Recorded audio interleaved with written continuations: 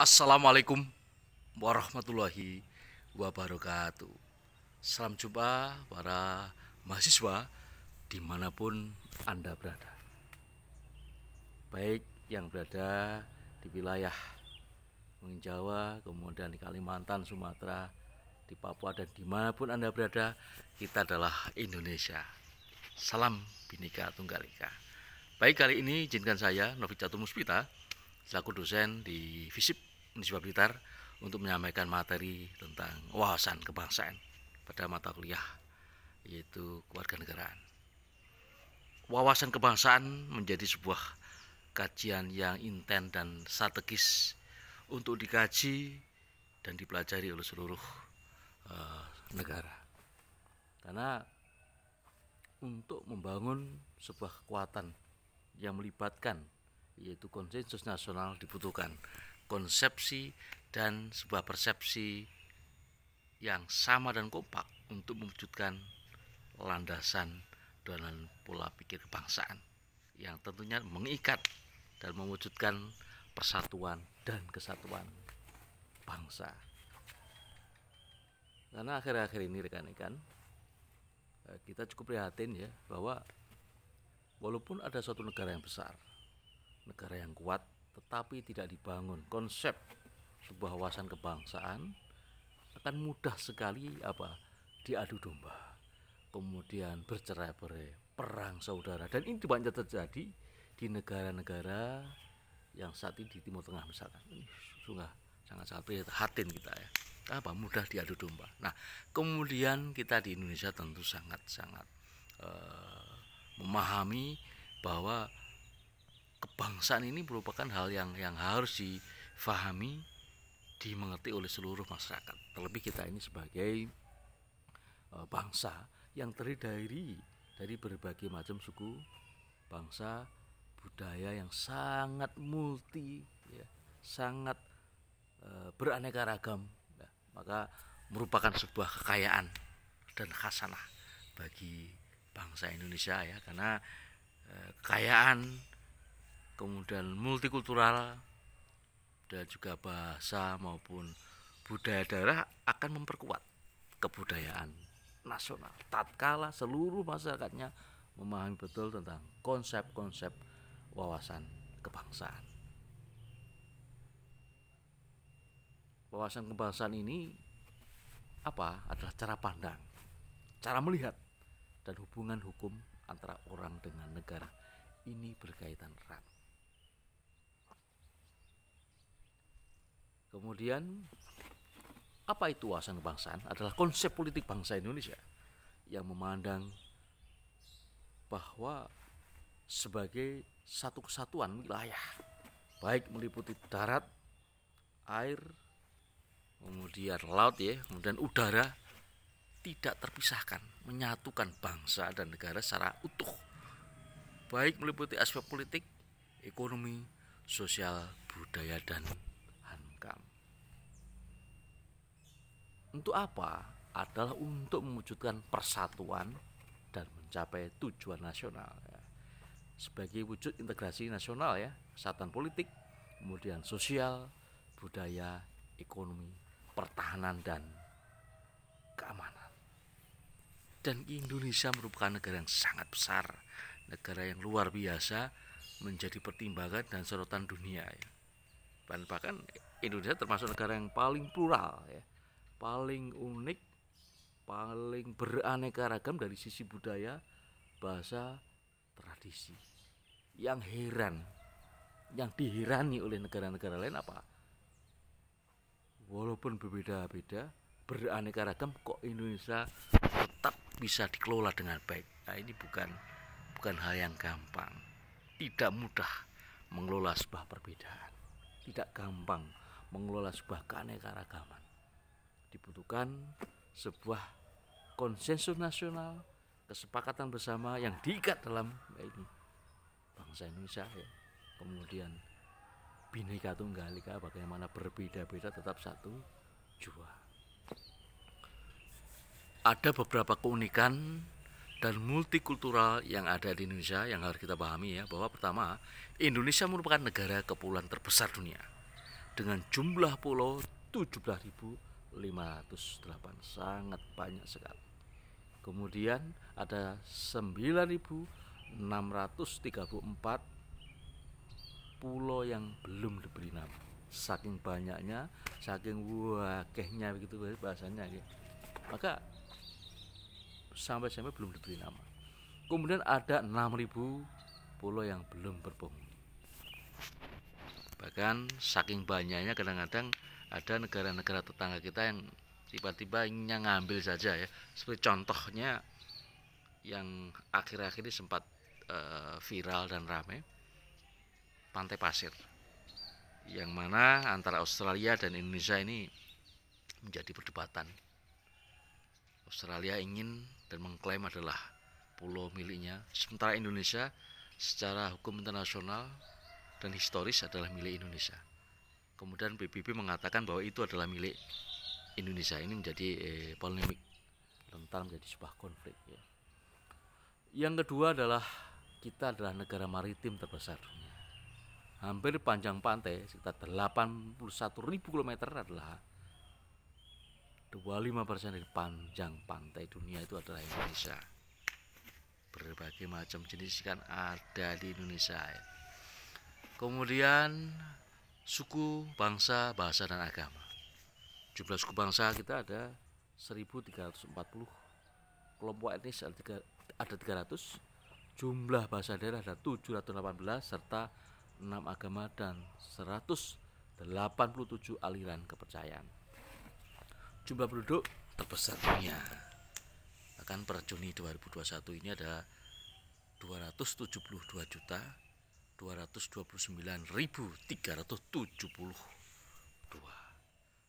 Kita ingat kembali bagaimana kemegahan kerajaan Majapahit Empire ya.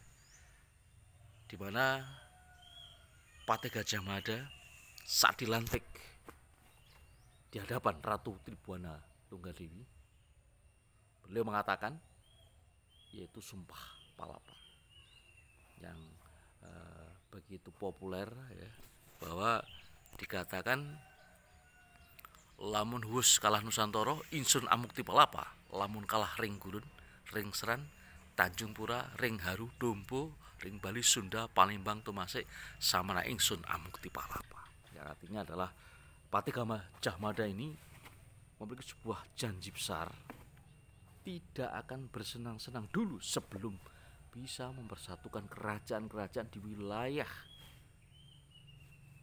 bendera Nusantara, yang notabene saat itu adalah benderanya kerajaan Majapahit, dan wilayahnya melebihi batas wilayah NKRI saat ini, seperti Malaysia, Thailand, Singapura ada wilayah taklukan kerajaan Majapahit. Ada beberapa sejarah wawasan kebangsaan yang kita pahami di sini ya, mulai dari Budi Utomo, kemudian Sumpah Pemuda sampai pada Proklamasi Kemerdekaan 45 ya. Dan itu bukan hal yang tiba-tiba, namun melalui historis yang panjang, memiliki kronologi yang cukup intens dan juga nyambung secara sistematis dari tahun ke tahun ya. Diawali oleh Sumpah Palapa, yaitu Gajah Mada pada tahun 1336 Masehi, mempersatukan kerajaan di Nusantara. Kemudian gerakan kebangsaan Budi Utomo 20 Mei 1908, kesadaran kebangsaan. Kemudian Sumpah Pemuda 28 Oktober 1928, kesadaran persatuan. Kemudian dilanjutkan dengan Proklamasi Kemerdekaan 17 Agustus tahun 45, wawasan kebangsaan. Kemudian Bung Karno mengatakan bahwa kita hendak mendirikan suatu negara, semua buat semua, bukan untuk satu orang, bukan untuk satu golongan, semua adalah untuk semua. Ini adalah komitmen dari founding father, pendiri bangsa ya, bahwa bangsa ini untuk semua buat semua, tidak ada diskriminasi, tidak ada yang memonopoli. Ini yang sangat diharapkan oleh para pendiri bangsa Bung Karno beserta para pejuang dan pahlawan lainnya. Kemudian Pak Presiden Jokowi mengatakan pada pidato 1 Juni tahun 2021 bahwa iklim di dunia sudah mengalami peningkatan yang cukup signifikan ya. Apa rivalitas antar pandangan, kemudian antar nilai, rivalitas antar ideologi dan juga ideologi transnasional di dunia cenderung semakin meningkat. Tidak heran terjadilah perang Rusia dan Ukraina sampai pada detik ini. Problem ini juga menjadi problematika di seluruh masyarakat dunia, karena apalah, kalau kita bicara perang tidak akan ada yang diuntungkan. Tentu semuanya sama-sama menanggung beban kerugian dan dampak-dampak yang sangat-sangat riskan bagi umat manusia. Kemudian kembali pada merajut Bhinneka Tunggal Ika, bahwa Indonesia dihadapkan pada problematika bangsa.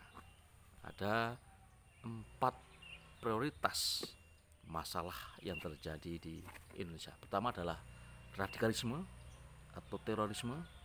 Kemudian yang kedua adalah game online atau kecanduan game online. Kemudian yang ketiga adalah pengaruh budaya asing. Kemudian yang keempat adalah narkoba. Ini menjadi problem yang cukup riskan dan menjadi prioritas untuk diselesaikan oleh seluruh pemerintah, kemudian juga masyarakat Indonesia. Pertama adalah paham radikalisme ini cukup membahayakan bagi kita semua. Bahkan beberapa waktu yang lalu di Sumbar ini sudah terdeteksi ada sekitar 1.125 anggota ya. Ini kemudian mencuci otak 77 anak-anak di bawah umur ya. Ini disampaikan oleh Karopenmas Divisi Humas Polri, Brigjen Polisi Ahmad Ramadan di Mabes Polri. Ini tantangan kita yang tentu saja tindakan-tindakan ini merupakan tindakan yang memecah belah, yang merusak persatuan dan kesatuan, dan juga menebarkan teror, menebarkan sebuah ketakutan dan dampak-dampak yang sangat membahayakan bagi persatuan dan juga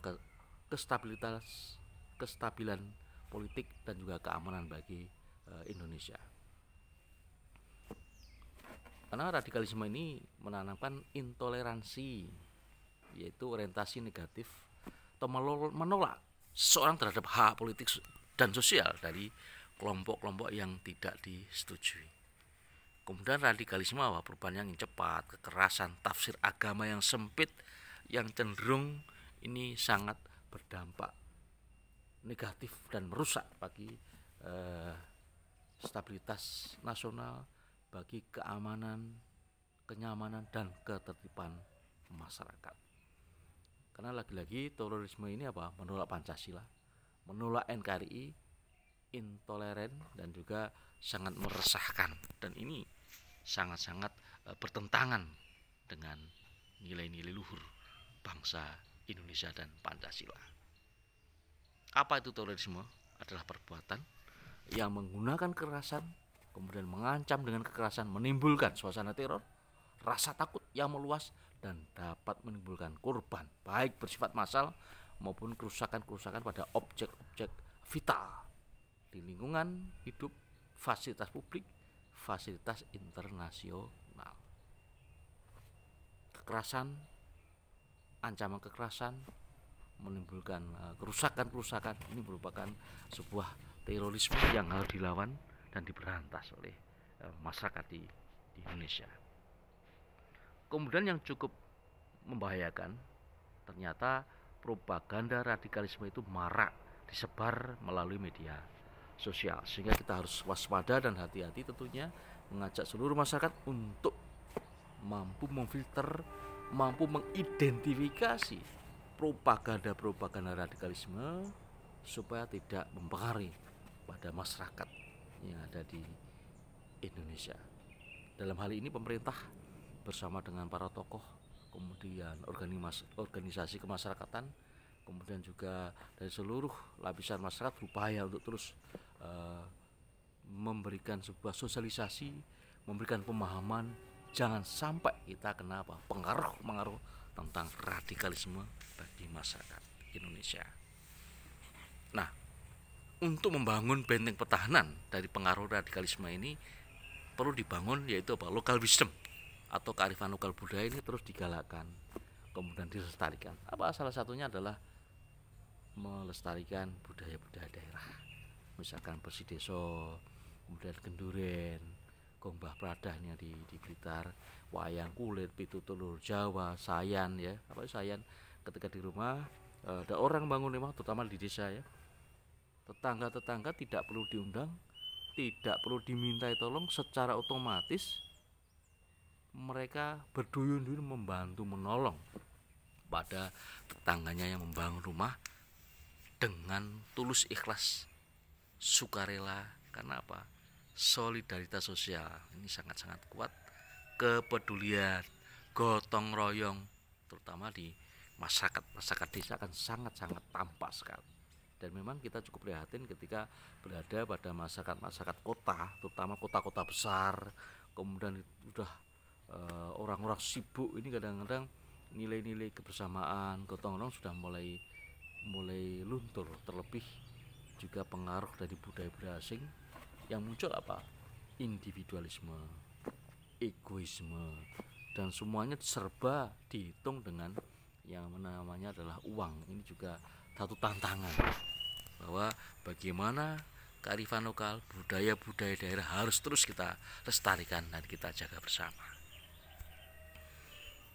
Ada beberapa nilai kepribadian bangsa sebagai warisan para leluhur Nusantara, sambatan misalkan, atau gugur gunung, gotong royong, grup rukun, agawe santoso, tepo sliro, saling menghormati, unggah unggu, saduluran selawase, kekeluargaan, welas asih, cinta dan peduli pada sama, kemudian belater, gerapyak dan ramah. Ini beberapa contoh nilai-nilai kepribadian bangsa Indonesia yang merupakan warisan para leluhur Nusantara yang harus terus kita internalisasikan, kita sosialisasikan, kita tunjukkan pada anak cucu kita supaya akan terus lestari, dan ini memperkuat sebagai benteng terhadap tantangan radikalisme dan intoleransi di Indonesia. Kemudian yang kedua adalah bahaya kecanduan game online ya. Ternyata game online ini menjadi suatu tantangan yang besar ya. Bahkan tidak hanya anak-anak, ini di kalangan mahasiswa ada juga yang kalau sudah istilahnya apa itu, kecanduan ya, main game berjam-jam, bahkan ada yang berhari-hari tidak makan, tidak minum, tidak tidur. Apa yang terjadi? Sakit. Bahkan ada yang sampai meninggal gara-gara apa? Main game berlebihan, wis melupakan kegiatan sosial, melupakan kebutuhan tubuh, sampai akhirnya meninggal dunia. Ini sangat prihatin. Tentunya mari kita ajak seluruh masyarakat, warga kita untuk waspada terhadap game online. Semuanya harus dibatasi. Dampaknya apa? Anak menjadi malas belajar, gangguan pada mata, kemudian fisik juga mengalami gangguan, jarang bergerak, hanya mandang game saja, enggan bersosialisasi atau interaksi sosial jadi terhambat, konsentrasi terganggu. Yang terlebih yang kelima adalah bahaya gangguan mental ya. Bagi mereka yang sudah intennya terlalu berlebihan, kecanduan ini bisa mengalami gangguan mental, bahkan sampai pada gangguan psikis dan kejiwaan. Kemudian tentu saja dalam menggunakan gadget ya, harus hati-hati ya, jangan sampai ini naik motor, kemudian main HP, kemudian main game, terlebih ini membahayakan bagi pengendara lain dan juga terutama bagi pengendara itu sendiri. Kemudian anak dan remaja juga rentan menjadi korban cybercrime ya. Ada istilah yang terbaru adalah mencopet uang ya, menggunakan teknologi semacam skimming. Di ATM itu dipasang alat, kadang-kadang ketika kita nombol bisa dibobol, dihacker pinnya sampai pada akses ATM. Ini juga sangat merugikan, termasuk penyebaran lewat WhatsApp, mungkin lewat media sosial, ada link-link yang disebar, begitu kita klik langsung kena hack, dibobol rekening. Ini juga tantangan, ada korban cybercrime. Kemudian penculikan anak ini juga sangat riskan ya, berkenalan lewat Facebook, kemudian ingin hubungan lebih lanjut, ternyata adalah ke arah penipuan, kemudian penculikan ini harus diwaspadai betul. Tentu bagaimana anak-anak kita, para generasi muda, keluarga kita, masyarakat kita, terus kita ajak untuk selalu waspada, jangan mudah percaya dengan orang baru lewat media sosial. Waspada dan hati-hati. Langkahnya tentu kita dampingi, kemudian kita pantau, kita berikan pengertian, kemudian kita arahkan pada kegiatan-kegiatan positif untuk mengurangi penggunaan gadget. Ya, misalkan punya bakat apa kita salurkan lewat olahraga dan sebagainya. Dan kalaupun memang memiliki bakat dalam bermain game, disalurkan untuk lomba-lomba kejuaraan expert ya. Bisa menjadikan cabang olahraga di PON, olimpiade dan sebagainya. Ini jalur prestasi dan dikembangkan, kemudian didampingi ke arah yang positif. Kemudian ketiga adalah pengaruh kebudayaan asing, juga menjadi tantangan kita bersama, rekan-rekan mahasiswa semuanya, bahwa budaya konsumerisme, komersialisasi, sikap individu atau egoisme, gaya hidup westernisasi, hedonisme. Wah, ini problem ya, karena dampak-dampak akan sangat tampak kemudian karena pengaruh dari budaya asing yang disebar lewat media sosial. Tidak semua budaya asing itu buruk, tapi juga tidak semuanya itu cocok dan tepat dengan jati diri bangsa kita.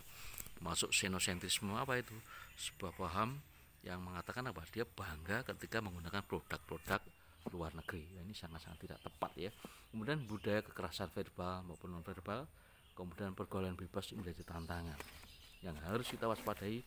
Mari kita jaga supaya jangan sampai keluarga kita, generasi kita terpengaruh oleh budaya-budaya asing yang tidak cocok dengan kepribadian dan jati diri bangsa. Kemudian juga ini produk Indonesia kurang diminati, kemudian masyarakat lebih mencintai budaya asing. Ini repot lagi ya. Kemudian penggunaan bahasa Indonesia dikurangi, malah justru yang dinaikkan bahasa asing ya. Sopan santun berkurang, kemudian silaturahmi dan sosialisasi juga terhambat. Ini sangat-sangat tidak bagus. Terlebih sampai terjadi adalah penyimpangan sosial yang melanggar norma agama, norma kesopanan, norma kesusilaan, dan norma hukum. Ini yang sangat-sangat dampak buruk akibat dari budaya asing yang tidak cocok dengan nilai-nilai luhur bangsa Indonesia. Kemudian yang keempat adalah narkoba. Narkoba menjadi problem ya. Jadi walaupun sudah diberantas, kemudian dimusnahkan, tidak ada habisnya, karena ini merupakan sindikat perdagangan internasional yang diproduksi oleh negara-negara tertentu ya, untuk kepentingan bisnis dan juga merusak generasi muda. Mari kita jaga diri kita, keluarga kita, dan masyarakat dan seluruh bangsa ini bareng-bareng untuk menolak narkoba. Berbagai macam jenis narkoba, macam-macam, tentu kita harus selalu menjaga dan hati-hati supaya tidak terpengaruh oleh narkoba. Dampak buruk sangat macam-macam, tubuh menjadi rusak, sikap psikis juga terganggu, kemudian akhirnya sampai pada berpotensi melakukan tindakan-tindakan kriminal ya, bahkan sampai ke arah kematian akibat dari overdosis. Lalu bagaimana menghindarinya? Pertama adalah selektif dalam pergaulan, hati-hati memilih circle dalam pergaulan supaya tidak dipengaruhi oleh kelompok-kelompok yang tidak bagus ya. Fokus pada hal yang positif, ingat masa depan, bentengi diri dengan agama dan nilai-nilai etika dan norma masyarakat, dan sekali-kali jangan pernah mencoba. Lalu menikmati kebersamaan dengan keluarga. Nah, ini yang penting supaya kita semua terhindar dari narkoba. Dampak sosial, kemudian antisipasi banyak sekali. Lebih lanjut monggo nanti kita diskusikan bersama. Simak materi yang saya kirimkan di grup. Salam sehat dan semangat. Terima kasih banyak atas segala perhatiannya. Wassalamualaikum warahmatullahi wabarakatuh.